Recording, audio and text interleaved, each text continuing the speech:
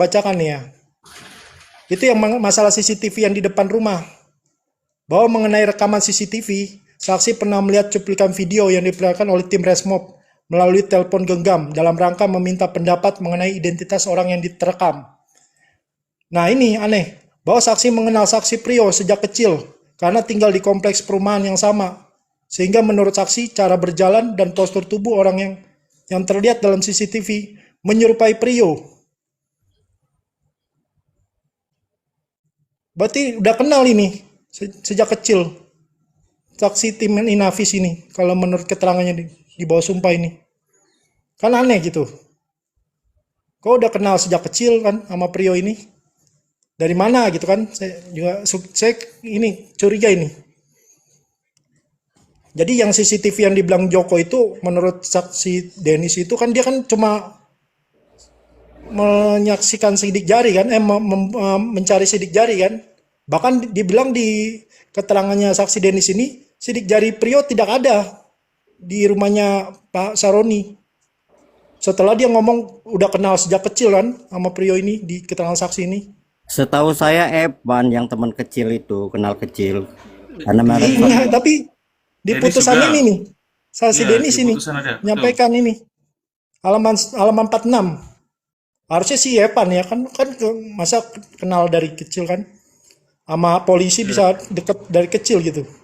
Betul tuh, Denis mau konfirmasi CCTV ya, Bang Nelson. Iya, konfirmasi itu Prio karena saya kenal dari kecil itu cara berjalan dan postur. Padahal kerjanya kan cuma sidik jari. Kenapa dia sampai ditanya seperti itu? Dia kenal sejak kecil dan segala macam. Nah ini ada apa ini gitu? Itu Bang Nelson. Kok penyidik bisa kenal sama si Prio dari kecil? Waduh. Ya mungkin kenal, tapi kan tidak dalam porsinya harusnya ngomong di pengadilan kan. Namanya nyablak. Iya, ini di bawah sumpah masalahnya. Iya, kalau dalam proses kenal seharusnya itu kalau kenal pertanyaannya tidak dilanjut lah, ngapain kita mau cari saksi yang netral kok malah kenal, ya nggak? Iya, jadi nggak netral kan, seolah-olah ada apa dengan Prio. Bahkan sidik jarinya juga katanya dia nggak ditemukan kan di rumah Pak Saroni, sedangkan Ririn ada 2 di pintu geser sama di Vape. Sedangkan Prio kagak ada. Bang Nelson belum tahu ada VTip baru ya? Yang mana tuh, Bang? Ada yang nyata baru. Tolong dikirim teman-teman ke Bang Nelson. yang 0501 itu loh Bang Nelson. Bukan. Oh iya itu. Oh, yang itu. sidik jari, yang sidik jari tadi. Yang sidik jari. Yang tadi dikirim sama si Mile. Mile mana Mile? Bang Mile, bacain Bang Mile. Astagfirullah. Indonesia Raya. Di mana ini? Sidik jari kok dibandingin dengan KTP itu kayak mana ya? Padahal kan orangnya ada ya. Bingung saya. Pegangan kalau bingung. Ririnnya masih hidup gitu loh. Ambillah sidik jari dia, cocokin. Masa ngambil dari KTP? Ya itu tadi dibacain Bang Mile itu dari Mabes Polri aja 3 kali loh ke TKP itu. Tanggal 3, 4 sama tanggal 7. Nggak dianggap ini kuat berarti Polres ini Indramayu nih. Nggak dianggap Mabes Polri itu. Sudah dikasih. Bang Ai tolong dikirim ke Bang Nelson itu.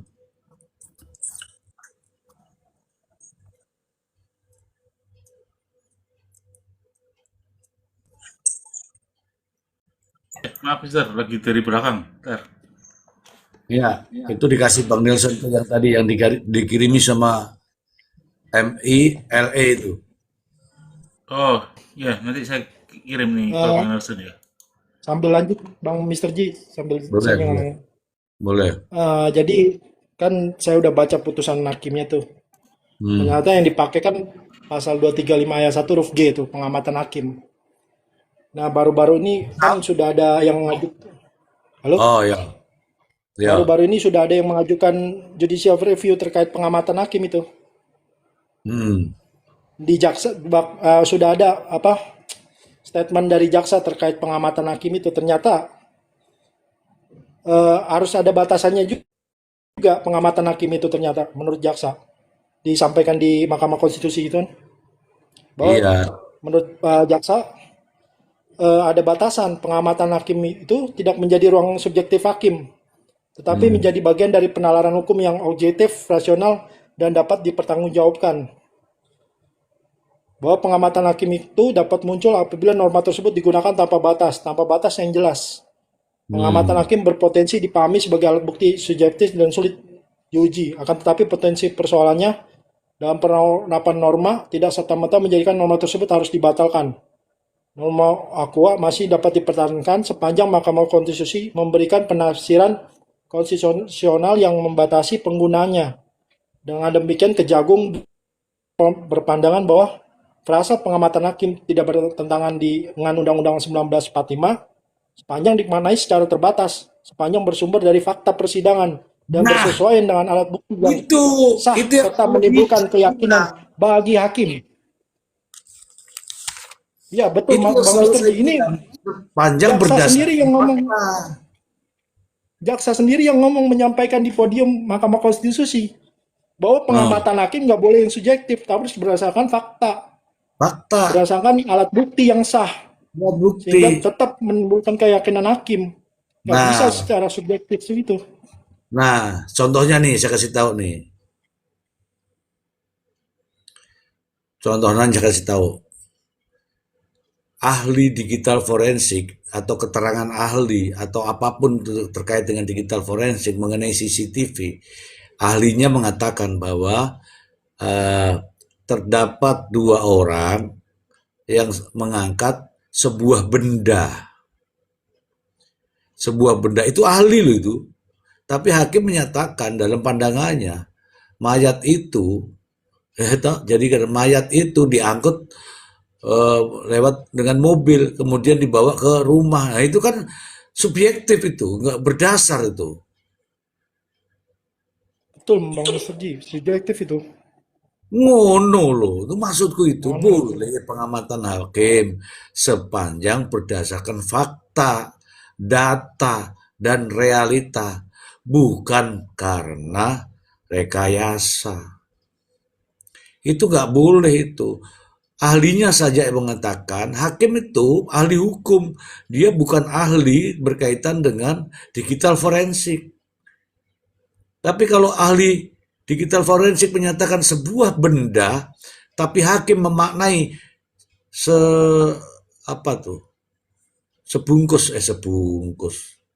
sesosok mayat, nah itu bahaya.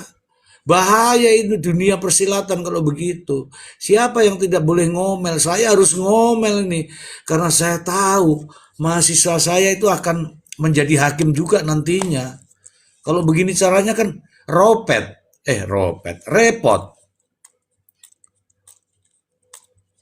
Bagaimana kopi pahit? Iya, repot.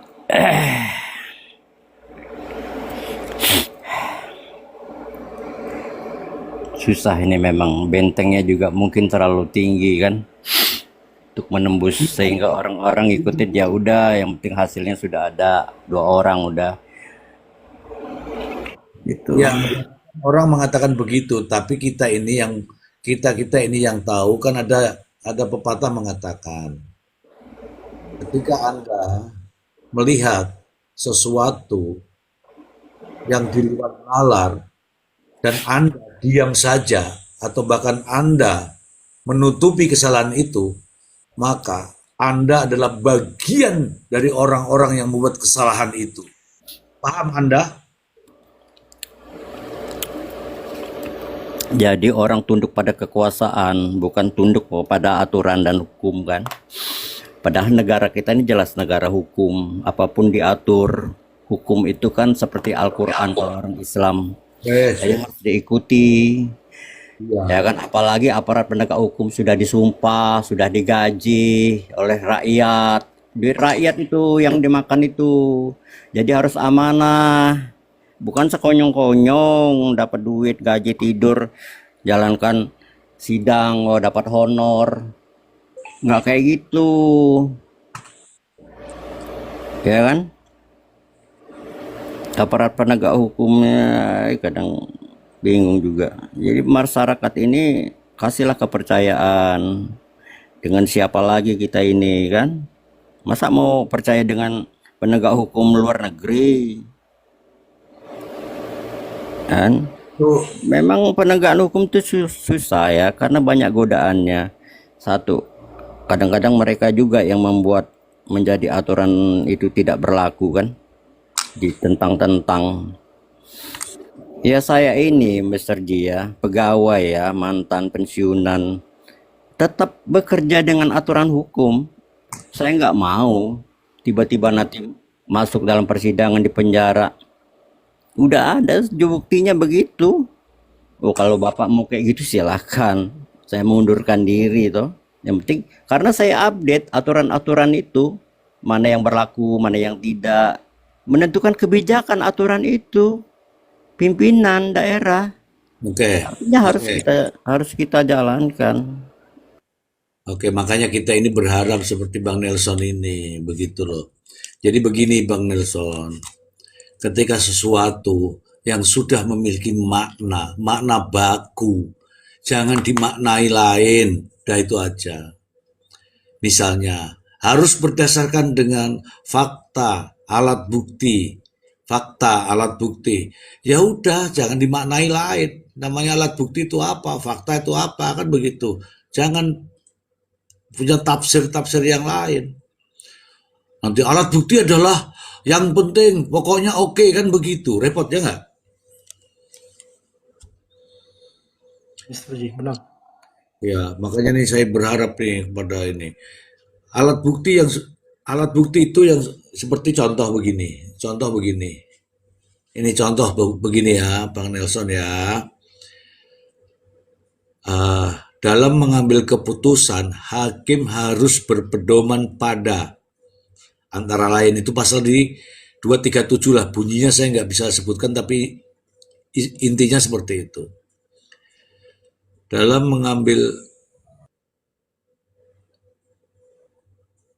mengambil keputusan, hakim harus memperhatikan satu saksi, bukan saksi kayak gitu.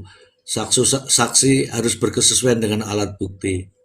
Saksi yang disumpah harus ini, harus itu. Untuk saksi yang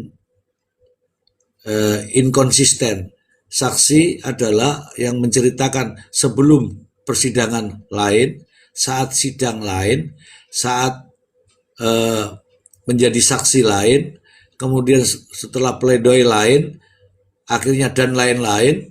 Ya itu namanya inkonsisten. Jangan lagi dimanai lain.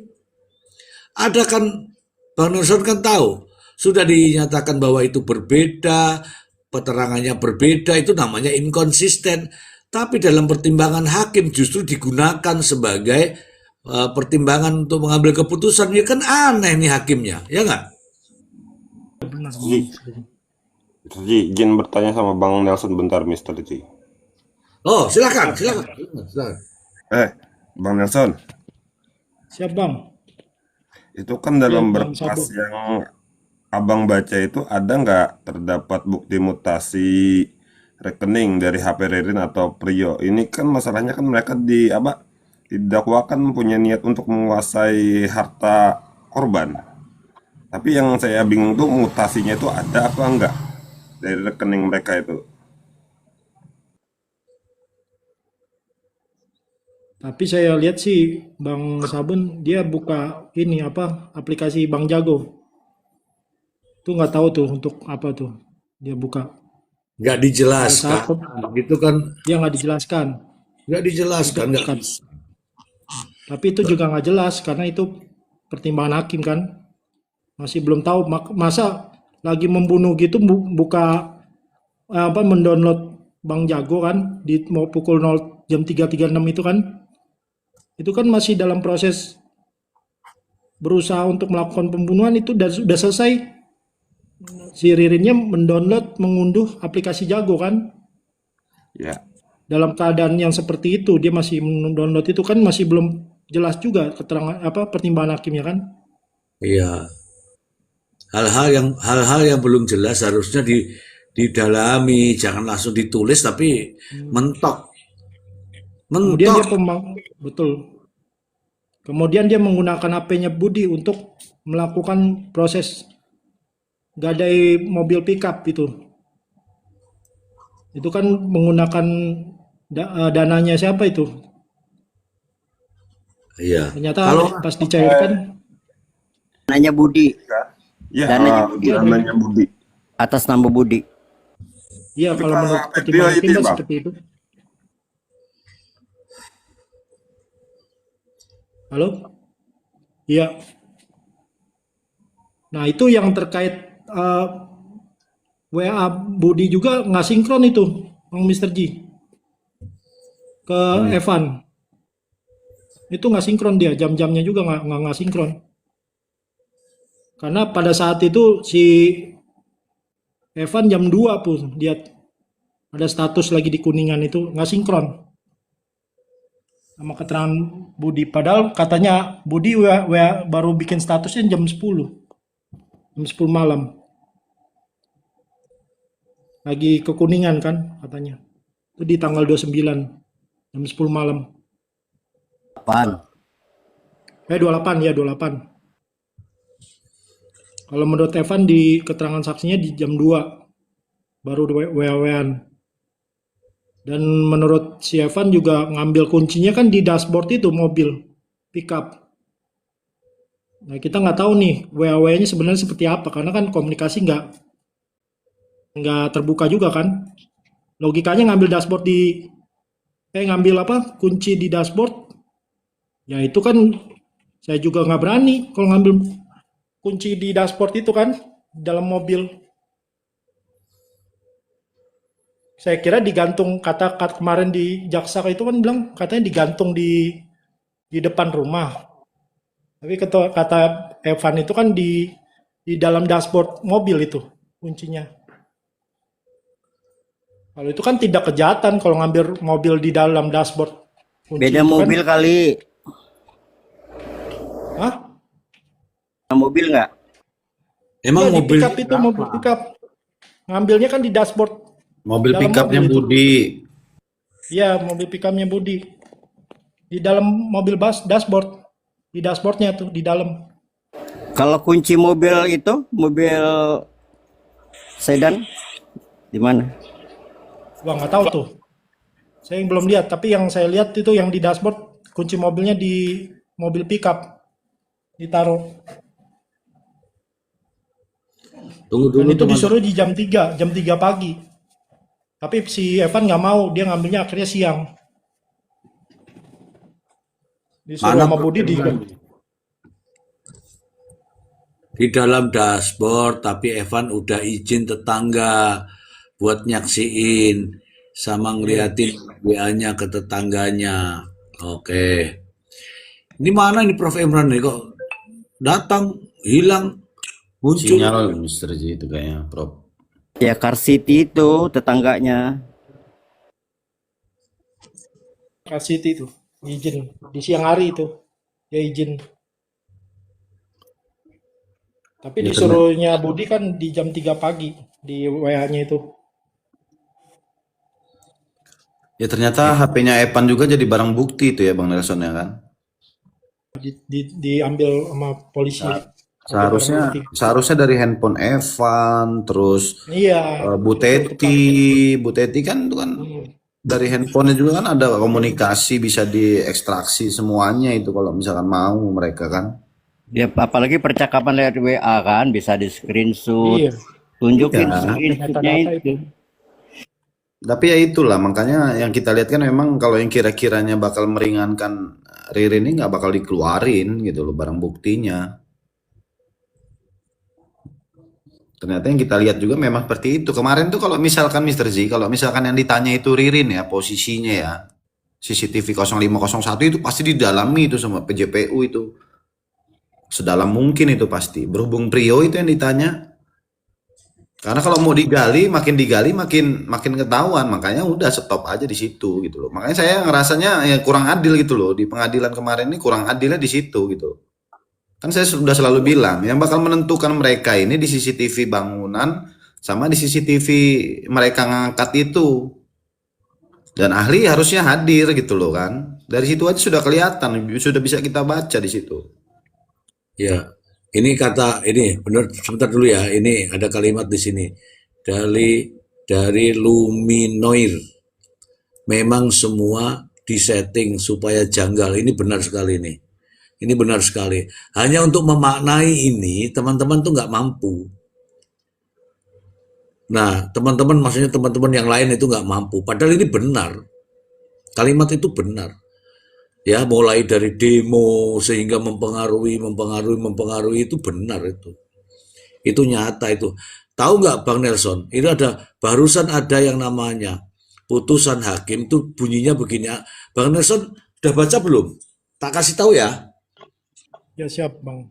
Bang Mister Tak Ji, kasih siap. tahu. Halamannya saja ya. Kamu langsung ke sana arahnya ya. Ya, baik, baik. Oke. Ini namanya pengamatan dari orang tua ya.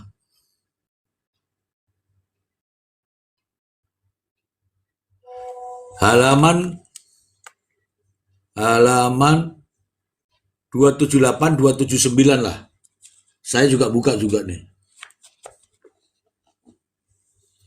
Nanti sampean baca. Percaya atau tidak itulah yang namanya subjektif di situ. Biar hakimnya juga dengar semua. 278 279. Ya, ini saya udah buka 278. Ya. Iya benar ini. Ya, ini saya udah pernah baca juga nih. Nah, halaman berapa aku tadi bilang? Aku malah yang aku bilang kok lupa. 278 Bang Mister Ji. Tapi mulai bacanya tuh di paragraf terakhirnya 277. Yang terkait pengamatan hakim kan? Ya, itu loh. Iya, iya, iya. Ini yang Mau dibacakan Bang? ya, ini pengamatan nih, Pak. Poin 2 ini, Ya, poin 2. Ya, silakan dibacakan. ya, saya bacakan ini. Menimbang bahwa pengamatan hakim merupakan alat bukti yang sah, sebagaimana disebut dalam pasal 235 ayat 1 huruf G. Sebagai alat bukti, maka pengamatan hakim diposisikan sebagai instrumen untuk memperkuat keyakinan hakim yang bersumber dari objek pengamatan mencakup berbagai aspek, yaitu sebagai berikut. 1. Pengamatan visual, yaitu meliputi gerak-gerik, bahasa tubuh, ekspresi wajah terdakwa, saksi, maupun kondisi fisik barang bukti di ruang sidang.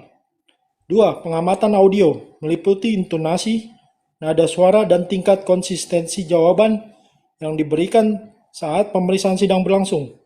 3. Demonstrasi dan pemeriksaan setempat discente. Hakim mengamati langsung jalannya rekonstruksi atau meninjau TKP, tempat kejadian perkara, untuk memverifikasi kesesuaian fakta. Ini kan nggak ada TKP ya, Bang Mister Ji? Pemeriksaan setempat. Lanjut ya, penilaian bukti digital elektronik. Hakim mengamati sendiri visualisasi rekaman CCTV atau data digital yang ditampilkan di persidangan. Menimbang bahwa berdasarkan pengamatan majelis hakim, maka dapat dinilai sebagai berikut. Ya. 1. Bahwa majelis hakim telah mengamati sendiri visualisasi rekaman CCTV yang ditampilkan di persidangan, sehingga frame-frame dalam rekaman CCTV yang tidak dimasukkan di dalam digital forensik yang oleh karena telah dinyatakan otentik, maka dinilai termasuk sebagai objek pengamatan hakim yang menjadi kekuatan nilai pembuktian. Itu kan bodoh. Iya. Tunggu dulu, dibahas dulu itu. Bagaimana CCTV tidak ditampilkan kalau menjadi pertimbangan hakim sebagai kekuatan nilai pembuktian, itu kan bodoh. Parah ini, iya. CCTV orang ketok diyakini. Itu kan gendeng. Saya waktu itu pernah bilang kalau ini AI gimana Bang Mister Ji? Iya, aku tuh Kalau tiruan. positif. Menurutku ya pinter, intelektual. Lah kayak gini kian gendeng iki. Gitu. Sehingga frame-frame dalam CCTV yang tidak dimasukkan dalam digital forensik yang oleh karena telah dinyatakan otentik maka dinilai termasuk sebagai objek pengamatan hakim yang menjadi kekuatan nilai pembuktian. Itu sakarepe dhewe iki. Lanjut. Nomor loro. Ya, nomor 2. Bahwa majelis hakim telah mengamati keterangan dan tanggapan terdakwa di persidangan. Khusus terdakwa mendeskripsikan perannya orang yang tidak mengetahui adanya peristiwa-peristiwa yang mengakibatkan hilangnya nyawa para korban. Oke, Terlebih stop pada dulu. saat Stop. Lo orang tidak tahu kok. Ya kan? Ini kan gini, bahwa majelis hakim telah mengamati keterangan dan tanggapan terdakwa di persidangan. Khusus terdakwa, artinya Ririn ya, mendeskripsikan perannya orang yang tidak mengetahui. Oke, lanjut. adanya peristiwa yang mengakibatkan hilangnya nyawa para korban. Terlebih pada saat memberikan keterangan, terdakwa menyatakan tidak ada membawa mobil pickup milik korban Budi Awaludin ke toko korban Budi Awaludin pada sepanjang waktu peristiwa Inkansu. Sementara ketika memberikan tanggapan terhadap pemutaran CCTV pada frame yang memperlihatkan mobil pickup milik korban Budi Awaludin dikendarai oleh terdakwa, maka terdakwa justru berdalih barang yang dibawa di dalam terpal yang dipanggul dengan bambu adalah sembako. Kedua premis keterangan maupun tanggapan dari diri terdakwa sendiri bersifat kontradiktoir atau bertentangan, sehingga dalam pengamatannya, majelis hakim menilai terdakwa tidak jujur. Lanjut. Menimbang bahwa terhadap barang berupa satu buah palu yang dilengkapi dengan persesuaian keterangan saksi-saksi di bawah sumpah, serta memiliki berita acara penemuan barang bukti tanggal 18 Mei 2026 junto berita acara penyerahan barang bukti tambahan tanggal 22 Mei 2026 tentang telah ditemukan satu buah palu besi di selokan di Jalan Siliwangi depan toko Masitoh, Kelurahan Pauman, Kecamatan Indramayu oleh Yuniarsah, Ketua RT 4 dan Taufik Al-Hakim, anggota Polri, dinilai dapat digunakan untuk kepentingan pembuktian pada pemeriksaan di sidang pengadilan sepanjang karena diperoleh secara tidak melawan hukum. Ini kok nggak dijelasin lagi tuh, berhenti di sini. Maksudnya nggak digali Bang Mr. G ini melawan hukum atau enggak? Ya itu diputus itu. Lanjut lagi, biarin aja. Nanti habis ini aku cerita ya teman-teman. Ada Ini, kabar. Bang. Halo. Udah. Halo Bang Sahar. Naik Bang Sahar. Halo. Aku punya cerita baru. Tapi nanti setelah Bang Don bercerita, Bang Don membacakan, Bang Don siapa sih? Bang Nelson. Nanti saya kasih ini sebentar ya. Ini terbaru, terkini dan terupdate. Lanjut.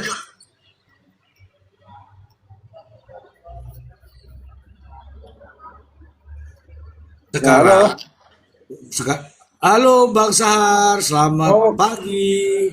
Oke, assalamualaikum, selamat pagi semua.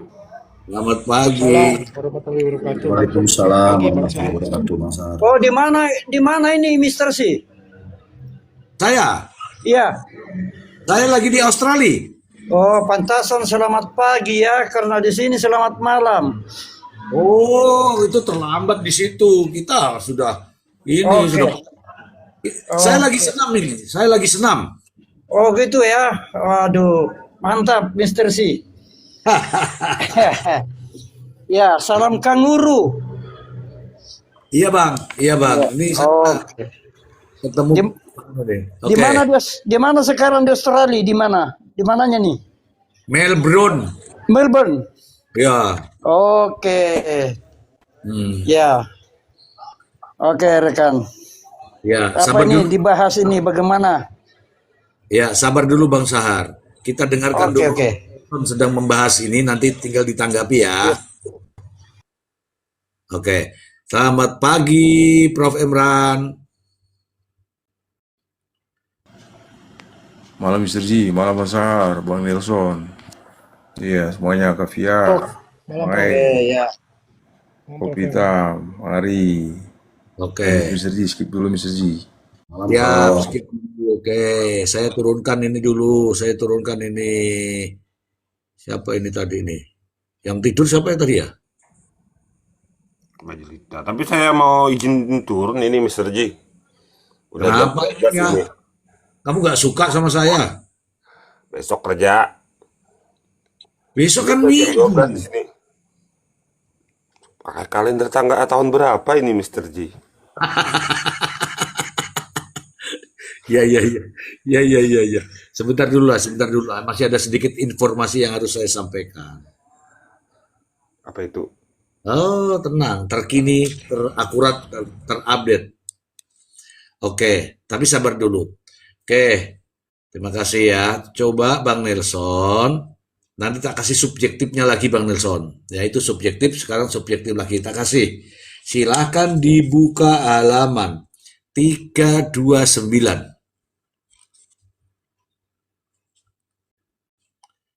Bang Nelson. Siap, Bang Mr. G. Halo Bang Sahar. 329. 329 Bang Nelson. Oke, oke. 329. Ya. Siap. Di paragraf terakhir yang mulai ada tulisannya nilai hukum. Coba. Oh ya, baik-baik. Ini. Nilai hukum dan keadilan yang hidup dalam masyarakat adalah menimbulkan dampak psikologis yang memicu rasa takut, kekhawatiran yang mendalam, dan terusiknya ketenangan bermasyarakat. Menimbulkan degradasi moral. Karena tindakan menghilangkan nyawa satu keluarga, termasuk anak-anak atau lansia, melanggar nilai kemanusiaan yang sangat mendasar dan merusak tatanan serta memicu kemarahan publik yang meluas, baik di Nah, lingkungannya. garis baik bawah lingkungan- itu. Ya, memicu Menimbul- kemarahan publik. Ya. Yang meluas. Memicu kemarahan publik yang meluas. Kemarahan Ya, publik yang kayak- meluas. Ya, kayak Mei 98 itu kan, maksudnya kan begitu kan? Iya, kericuan Nah, yang meluas. Ya, lanjut. Baik di lingkungan nyata, menjadi perbincangan masyarakat, bahkan hingga ke ruang sidang pengadilan negeri Indramayu. Nah, Serta bahkan ke ruang sidang pengadilan negeri Pengadilan. Indramayu. Yang ribut ke sopo? Lanjut. You happy yang ribut. serta Ya. menimbulkan dampak tuntutan keadilan yang kuat dengan pendekatan komprehensif Ya. untuk mengakomodasi nilai-nilai keadilan dan kemanusiaan, dinilai mampu memberikan dampak positif bagi seluruh pihak yang terlibat dalam proses pidana. Nah, inilah subjektif lagi. Jadi seolah-olah itu ada demo, ada teriak-teriak di pengadilan, itu sebagai bentuk intervensi hakim. Demo-demo itu dianggapnya sebagai rasa apa ini? Rasa kemarahan publik yang meluas. Orang baru di demo nasi Padang sudah ribut begitu, dinilainya subjektif begitu. Demo itu setelah ada Tony itu, demo itu. Itu dia, sabar dulu ya. Ini saya harus sampaikan kepada teman-teman semua. Ini kabar terupdate. Ini saya dapat dari Bang Pepen. Saya kasih tahu nih ya. Nih, jadi teman-teman semua dengerin nih. Ini saya baru baca nih ya. Prio menyesal. Dia suka nangis di lapas. Ini kata-kata teman-temannya nih ya, suka nangis di lapas. Prio ingin ketemu Ririn. Ya, ingin ngomong sama Ririn. Oke. Oke. Ini prediksi. cepat atau lambat, Priyo akan menyanyikan lagu keroncong. Dan pasti ada yang ketar-ketir. Halo, yang ketar-ketir. Pasti akan ada yang ketar-ketir. Karena sejatinya Priyo itu tidak terima, maksudnya tidak menerima atas putusan yang tidak sesuai dengan janji di awal. Halo, Mr. Z, halo, Mr. Z, bye-bye. Mr. Z, izin Mr. Z. Izin, saya izinkan.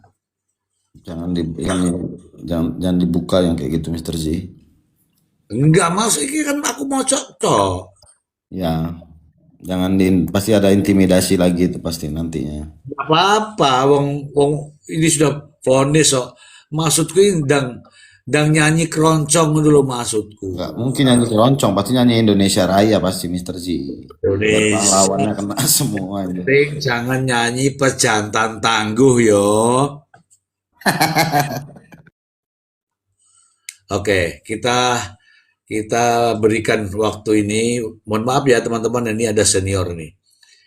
Bang Sahar jangan on cam Bang Sahar ya, biasa aja ya Bang Sahar, karena di Australia itu kalau ada yang on cam tuh nanti kena tegur dari TikTok. Silahkan ke Bang Sahar. Oke. Jadi begini ya rekan ya. Saya sih tidak terlalu bisa menjelaskan secara formilnya di sini ya. Sekarang kalau saya itu melihat pertama, kalau Priyo banding, hati-hati ya. Saya hanya mengatakan seperti ini. Kedua, kalau Ririn tidak banding, salah ya. Karena kenapa? Ada kesempatan di sini. Tidak mungkin juga Ririn akan naik lagi, sudah tidak ada kelas di atas. Paling tidak kalau ditolak ya tetap pada levelnya sebagai status hukuman mati. Nah persoalannya turun apa enggak? Prediksi analisis Bang Sahar di sini bahwa akan ada perubahan ya. Ririn pada banding nanti, kalau tidak banding berada pada kasasi, kalau tidak kasasi berada pada PK. Itu saja. Karena kenapa? Pandangan daripada pengadilan tinggi dan pengadilan rendah itu akan berbeda, tidak sama pandangannya di dalam memberikan sebuah putusan ya. Dan kita sudah tahu semua bahwa bagaimana di pengadilan rendah selama ini di dalam proses. Bang Sahar mengatakan sampai hari ini tidak ada bukti fakta. Mengatakan bahwa Ririn dan Priyo itu adalah pelaku. Tetapi kalau bukti petunjuk, mungkin dengan teori-teori hukum, oke.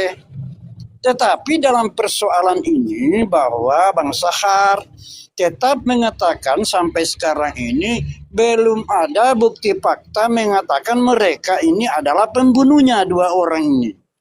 Ya, apapun teorinya, ya, saya mengatakan bahwa cerdas ini hakim. Cerdasnya hakim itu di mana?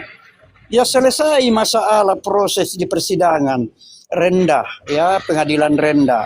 Sekarang berada sudah mengarah ke pengadilan tinggi tersebut ya. Jadi sudah tidak ada sudah selesai tugasnya di pengadilan rendah. Ya, jadi cerdasnya hakim di sini kan tidak ada yang menyoroti bahwa sebuah kesalahan oleh pengadilan rendah atau hakim di pengadilan rendah. Ya.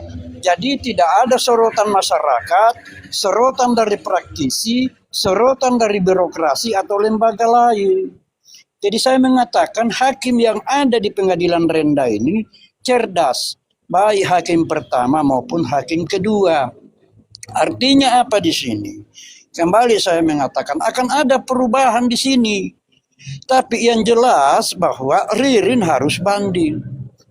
Ya. Kalau tidak banding ini salah. Salah ini PH-nya ini kalau tidak melakukan banding.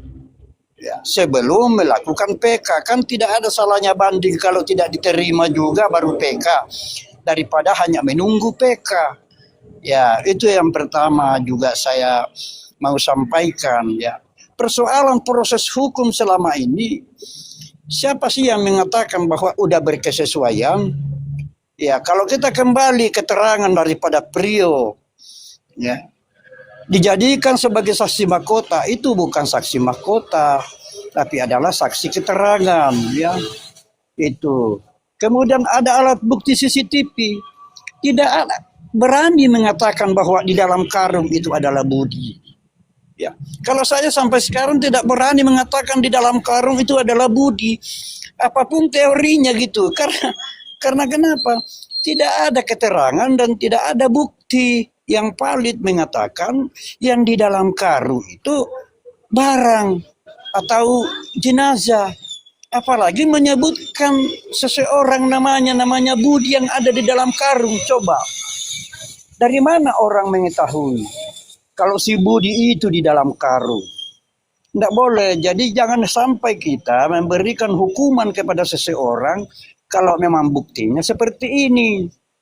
Ya, itu masalahnya adalah keadilan di sini. Ya, kenapa saya mendengarkan tadi Mr. C mengatakan Prio menangis, selalu menangis, ingin ketemu dengan Ririn di dalam lapas. Ya, itu masuk akal. Karena kenapa? Karena ada mungkin kekesalannya atau penyesalannya, kenapa memberikan keterangan seperti itu di dalam persidangan waktu dijadikan sebagai saksi mahkota. Ya, itu yang pertama. Jadi ada mungkin kesedihan dan penyesalan di sini.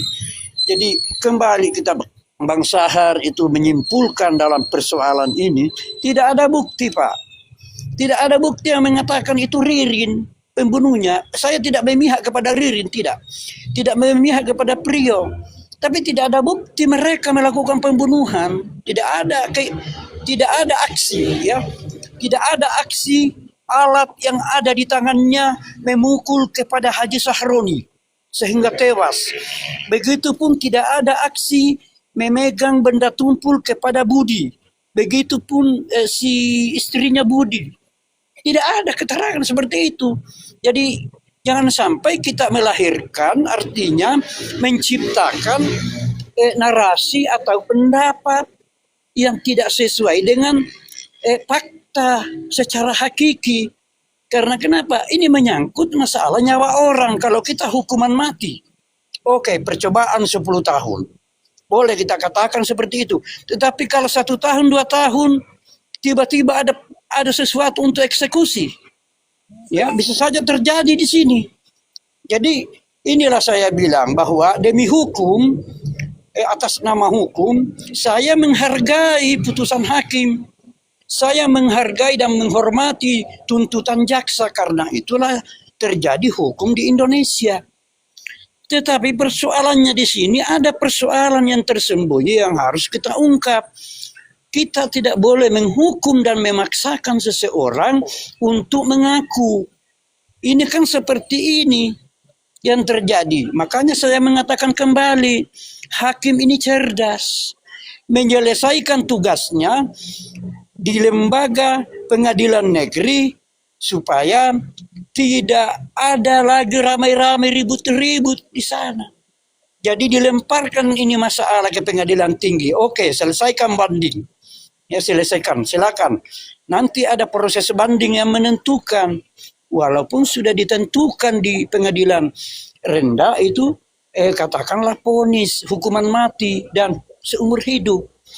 Jadi ini besok boleh kita lihat ya, ini catat sekarang Mr. C ada di Australia, bahwa Prio bisa saja naik ini hukumannya, Prio.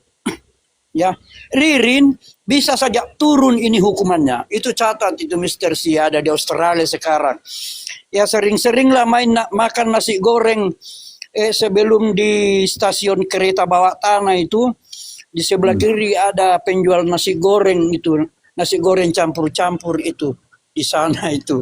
di Australia itu. Jadi itulah saya katakan Mr. C, bahwa ini di dalam proses hukum ini menarik sekali untuk dikaji bagaimana ke depannya. Ya, itu yang selanjutnya saya katakan bahwa hanya berdasarkan dasar saksi petunjuk Mr. C. Ya, jadi itu saya berpesan kembali kepada kita semua. Kembali lagi saya mengatakan, besok-besok rekan-rekan, ini tidak menyangkut ya dengan kejadian ini, tapi ini adalah pengalaman yang sekarang ini. Besok-besok kalau berjalan di komplek atau di salah satu bangunan ada orang mati meninggal, itu jangan cepat-cepat mendekat ke sana sebelum ada orang ramai-ramai. Paling tidak melaporkan dulu ke orang atau ke warga bahwa di sana itu ada orang mati. Karena jangan sampai Anda disorot CCTV. Tidak ada orang lain. Nah, Anda akan bisa berurusan dengan hukum di sini dan akan ditangkap polisi. Diproses P11, P12, lalu P21, perintah untuk proses sidang. Nah, kemudian tidak ada bukti lain. Hanya Anda yang ada dalam sorotan kamera CCTV itu. Nah, sekarang berfokus kepada saksi petunjuk. Berbahaya, berbahaya bangsa dan negara ke depan ini. Oke. Kalau ditangkap paksa kita baku pukul sampai mati di dalam ruangan penyidik. Itu dia. Makanya saya mengatakan, jangan sampai rekan-rekan itu mendekat kepada kalau ada orang meninggal, tidak usah ada niat dulu untuk menolong. Itu pertama. Kedua, untuk mengetahui. Jangan. Karena jangan sampai Anda disorot CCTV, tidak ada orang lain, hanya Anda di situ, Anda bisa seperti apa yang terjadi kalau memang terfokus kepada saksi petunjuk. Nah, itu yang menjadi masalah Bang Mr. C. Ya, sampaikan. Nah, sampai sekarang ini Bang Sahar Bang Sahar, kira-kira mana lebih kuat, saksi petunjuk atau saksi fakta? Ya, yang kita harapkan itu kan saksi fakta, Pak. Ya, yang kita harapkan itu adalah saksi fakta. Di mana ada sorotan CCTV, Budi dimasukkan ke dalam karung. Nah, di mana ada CCTV mengatakan Budi dikeluarkan dari karung sebelum dikubur. Kan tidak dikubur sama karung. Ada nggak kira-kira? Kalau kita mengatakan digital memang tidak bisa ditembus oleh kamera di sini, ada nggak keterangan mengatakan seperti itu? Di Budi itu di dalam terpal lah, apalah karung lah gitu. Ya si Prio itu ditipu aja itu, makanya ngaku-ngaku itu. Makanya saya bilang, kenapa menangis? Kenapa menangis di dalam lapas si Prio?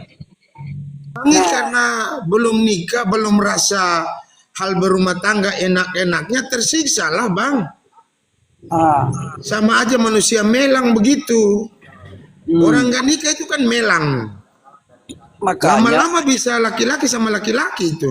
Nah itu, makanya saya bilang asumsi Ari Ambon jangan dipercaya.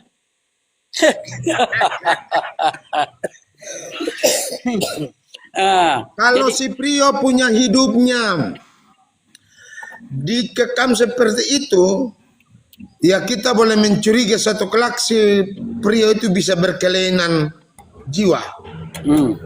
Karena kan hidup pada satu lingkungan di mana laki-laki semua kan, bisa aja protek sodomi itu bisa terjadi. Iya Bang, karena sama-sama laki-laki sama laki-laki mereka punya birahi. Ya ini kita bicara fakta loh. Kadang-kadang ada perempuan juga mereka bisa main tangan, iya kan? Padahal di luar banyak, apalagi di dalam. Gimana kalau si Prio itu nanti terjadi kayak begitu? Apa hakim mau tanggung jawab? Apa pengadilan dan segala macam ilmu hukum mau tanggung jawab bila kejiwaannya terjadi seperti itu? Harus juga kita berpikir hal-hal yang nanti akan terjadi. Ataukah seketika si Prio stres lagi dengan dia gantung diri, apa hakim sama jaksa mau tanggung jawab?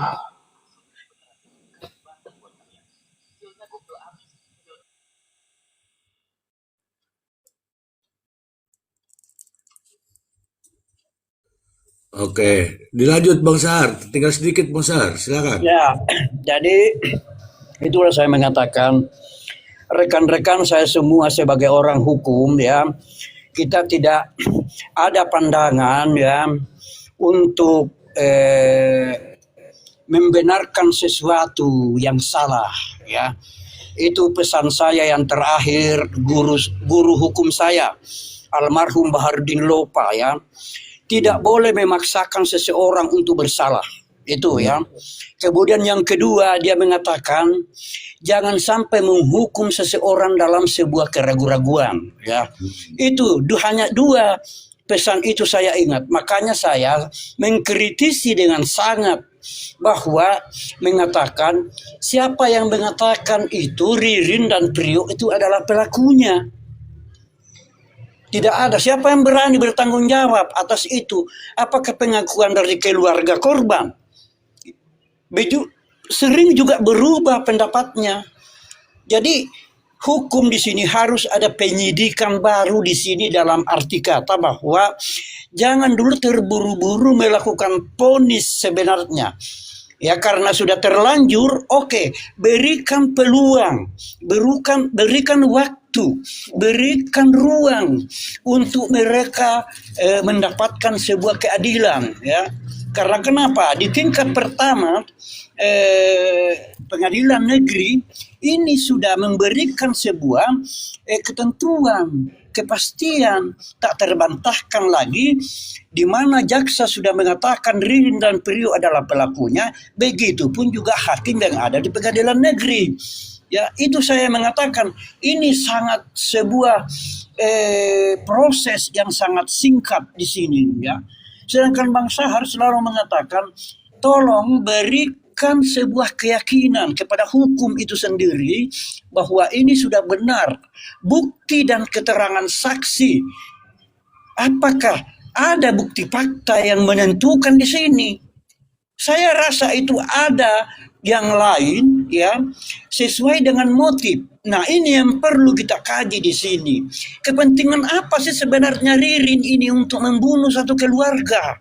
Itu dulu tidak pernah ada terungkap di dalam pengadilan. Apa motifnya sebenarnya? Apakah hanya motifnya karena kendaraan dan uang 1 juta? Ataukah ada? Nah, bagaimana memindahkan itu sesuai dengan data dan prosedur? Berarti itu ada kerjasama orang di dalam. Kalau memang bisa dipindahkan data atas nama Ririn, dari Budi atau dari Haji Sahroni.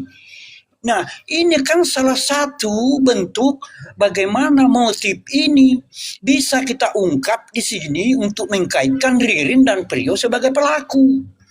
Tidak ada yang mengungkap. Nah, jadi itulah persoalan yang saya mau katakan. Perlunya motif di sini untuk mengetahui siapa sebenarnya pelakunya. Apakah pelaku utama Ririn, Mario? Apa kepentingannya Ririn sebenarnya? Jadi mempertahankan sesuatu yang salah, ini yang berbahaya di dalam hukum Indonesia. Saya katakan untuk kedepannya ini, ya mudah-mudahan ya keluarga kita tidak kena seperti ini. Nah, itu Mr. C. Oke, sampai di sini dulu Mr. C. Baik, terima kasih banyak senior.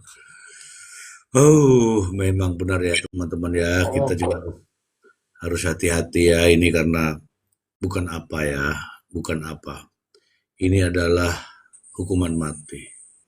Saya ingat kasus ini, Ari juga tahu betul. Ari, halo Ari. Bang, Siap, Mr. Z. Ari Porong, coba dijelaskan dulu bagaimana sih ceritanya tiba-tiba Priok itu waktu mau menjadi saksi tiba-tiba nggak hadir. Kemudian di minggu berikutnya tiba-tiba lain lagi ceritanya. Coba ceritakan ulang lagi. Silakan. Ya, makanya kan banyak putusan hakim yang kontradiktif ya kalau kata Prof. Emran ya kan. Sebetulnya dari situ kita sudah bisa lihat Mr. Z, dan itu semua permainan mereka ya seperti itu Mr. Z. Makanya kenapa Mr. Z? Berawal dari Ya, berawal dari pihak JPU pada saat hari itu kan sebetulnya kan sudah datang nih mereka kan dari lapas nih ya, naik mobil ke pengadilan. Nah, pada saat Prio akan dijadikan saksinya Ririn, tapi tidak dihadirkan kan sama pihak JPU dan ditanya kenapa, padahal Prio sudah ada di situ. Tinggal dimasukin aja ke ruang persidangan, tapi JPU bilang bahwa tidak menguntungkan. Karena apa? Karena kesaksian Prio yang lalu dia membacakan kejadian yang sebenarnya, Mr. G. Iya. Nah, makanya disitulah mulai nih banyak kejanggalan itu kan dimulai dari situ, Mr. Z.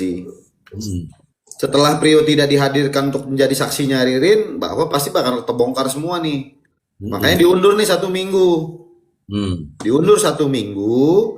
Disitulah proses-proses semuanya terjadi yang katanya dibilang kan memang itu kalau saya 1000% yakin Mr. G, prosesnya itu memang seperti itu gitu. Kalau yang saya lihat ya selama saya melihat kasus-kasus yang seperti ini, Setelah dikunjungi, nah setelah dikunjungi selama 8 kali kan tuh di Bon kan, kalau nggak salah itu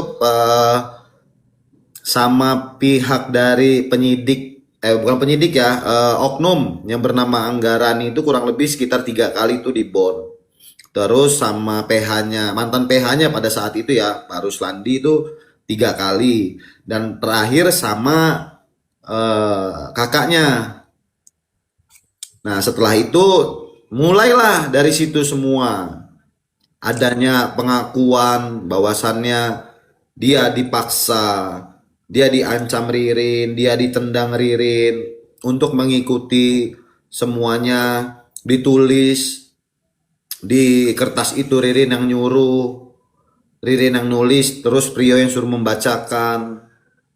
Dari situlah kejanggalan-kejanggalan itu, dan saya bisa pastikan di situ skenario baru mulai dimunculkan.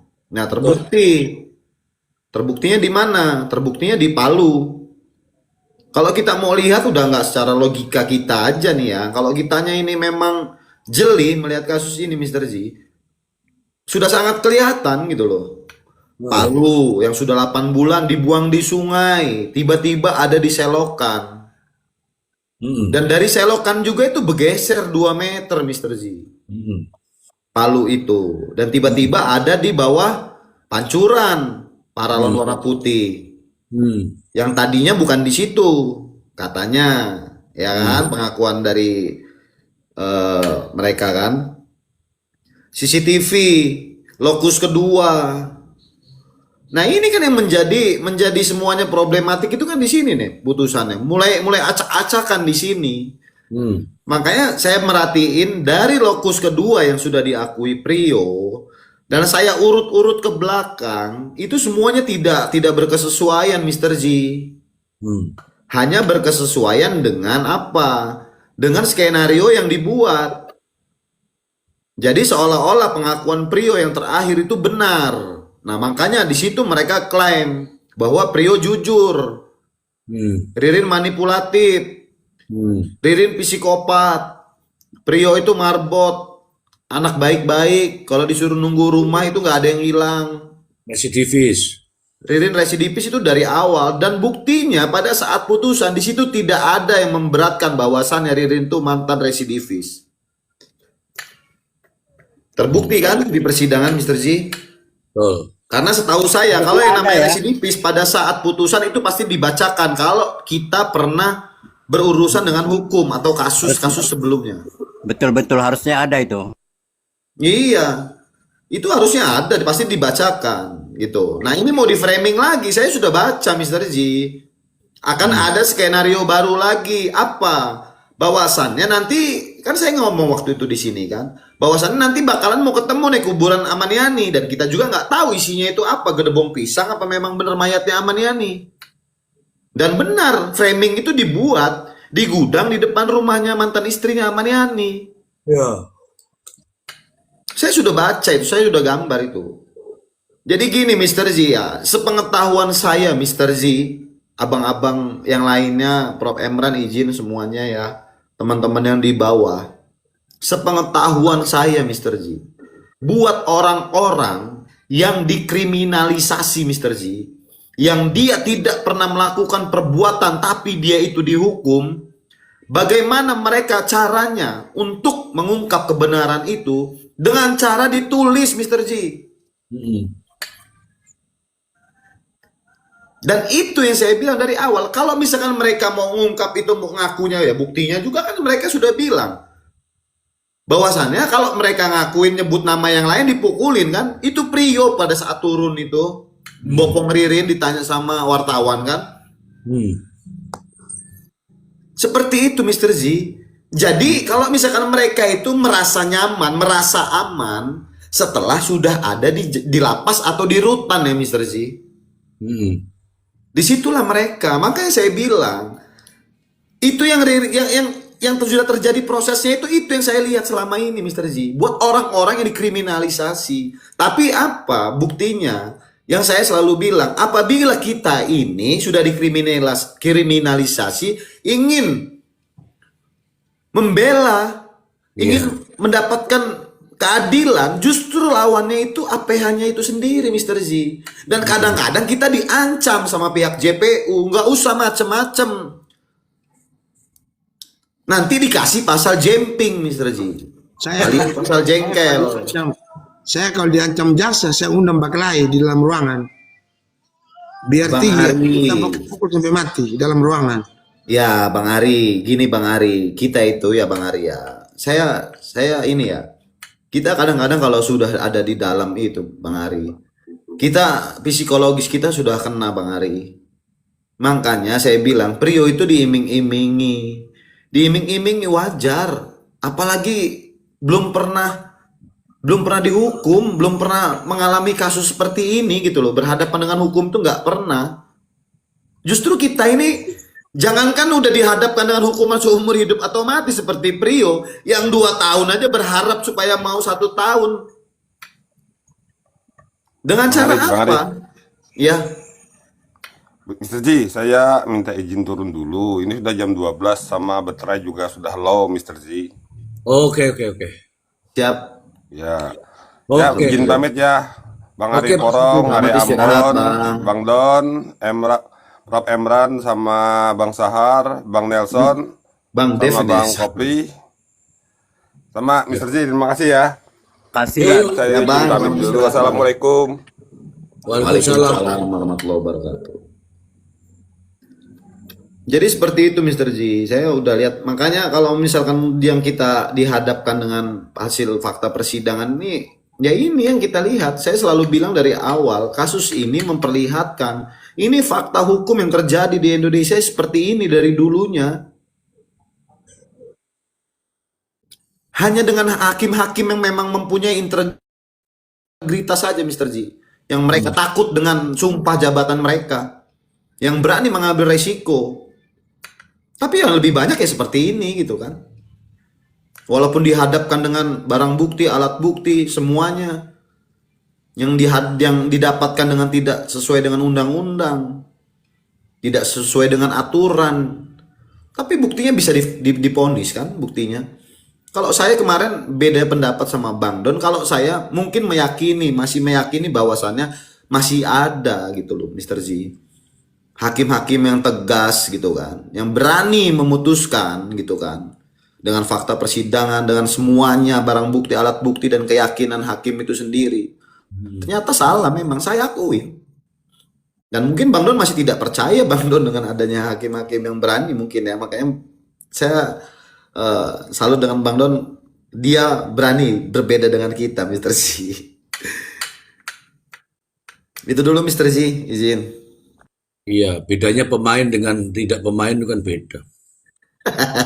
Bang Don bilang pemain Bang Don. Enggak gitu. Jadi ini ada kabar terkini ya teman-teman ya. Kabar terkini, ini saya juga berharap kepada keluarga-keluarga yang ditipu ya. Ini mohon maaf ya. Kenapa saya katakan ditipu? Karena janjinya itu beda. Dan ini rame di sana ya, rame di sana. janjinya beda, tapi faktanya diputus tidak sesuai dengan janji yang diucapkan, begitu. Sehingga, mohon maaf ini, aku nggak anu ya, ini simpel saja. Jadi warga binaan di sana justru sekarang ini, warga binaan di sana ya, justru sekarang ini pada apa ya namanya itu ya? Apa kalau bahasa Jawa ini melehke itu apa? Apa itu Mr. Ji? Kayak gini loh, kamu sih ngomong seenaknya kayak gitu loh. Ya, Mr. Ji, biasanya seperti itu ya, Mr. Ji. Kalau misalkan ke warga binaan tuh kan terkadang kan kita suka ngobrol, lu kasus apa? Cerita seperti ini, seperti ini, seperti ini, pasti diceritain tuh sama teman-teman, Mr. Ji. Nah, Saya nggak tahu dibilangi begitu di sana. iya, Pada nyalain orang-orang di sana warga binaan pada ini. Kamu sih ngomong seenaknya, jangan begitu lain kali. Akhirnya begitulah teman-teman. Begitulah ini kondisi saat ini real time. saya menggambarkan Mr. Ji ya. Dia bisa gila, dia Saya bisa meyakini, gila. Bang Ari, saya meyakini, makanya saya bilang untuk lapas yang mereka tempatin itu, ini ya Bang Ari Ambon ya, itu harus adanya sering-sering razia itu. Kenapa? Yang kita takutkan ada tali pinggang di dalam itu. Dan dengan kemarin Mr. Ji, dari apa namanya VT yang dibuat sama PH-nya ya pada saat ini. Kalau saya pribadi saya melihat gini Mr. Ji. Di situ ada saya lihat dari raut wajahnya Prio ya. Di situ dia ada merasa apa ya, jengkel ya Mr. Ji ya, merasa tidak terima walaupun dia mengucapkan sehat-sehat baik-baik. Tapi saya yakin Ketawanya kejiwaan itu getir. tidak. Getir ketawanya. Itu saya pribadi saya melihat itu. Saya cuma menggambarkan saja, melihat saja dengan raut prediksi dan saya meyakini. Bang Ari Porong, saya mau tambahin sedikit ya. Ya, Bang Ari Ambon, siap. Mudah-mudahan si Prio itu umur panjang. Ini saya katakan dengan fisik itu.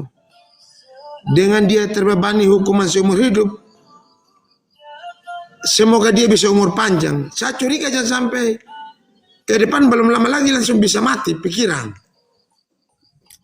Makanya saya bilang gini Bang Ari, saya dapat infonya itu dari Bang Agil ya. Tempo hari Bang Agil tuh menghadiri sidang. Memang pada saat itu Ririn yang mengungkapkan. Dan ini yang saya selalu bilang, orang jangankan mau membunuh ya, itu maling kotak amal aja itu hampir tiap malam itu dia pasti ngejerit, pasti nangis. Itu yang maling kotak amal. Yang membunuh satu orang itu udah pasti itu tiap malam nangis, pasti ngejerit-jerit itu pasti. Apalagi 5, walaupun dia tidak membunuh tapi dia membantu menguburkan dan ditambah lagi dia memberikan keterangan, memberikan kesaksian yang nggak benar. Ini kabar dari warga binaan nih. Warga binaan ini melihat bahwa saya langsung ya. Ini kan update kan, baru bunyi kan, teman-teman kan dengar toh ini update nih. Dari warga binaan itu di sana, Prio itu nangis terus di lapas. Satu. Katanya nih, ingin ngomong dengan Ririn. Oke. Terus nampaknya nih, saya kasih tahu nih, nampaknya Prio menyesal karena diperintahkan, saya nggak tahu ini diperintahkan, saya nggak tahu, tapi diperintahkan menghilangkan nama-nama lain. Nah, oke. Dan sekarang ini ya tebakan mereka ya, saya nggak tahu ya. Ingat ya, aku di sini ya, aku nggak tahu ya. Tebakan mereka para binaan ini, kalau warga binaan yang sudah ngomong nih bahaya loh ini. Ini tulisannya di sini, cepat atau lambat, Prio akan menyanyikan lagu keroncong yang akan membuat ketar-ketir APH. Oke, masih ada lagi sebenarnya. Tapi saya nggak bacakan di sini karena yang ini rahasia. Silakan teman-teman yang selalu mengatakan bahwa itu sudah sesuai prosedur, silahkan monggo. Ya, ini adalah tidak sesuai Master G, saya tambahin sedikit.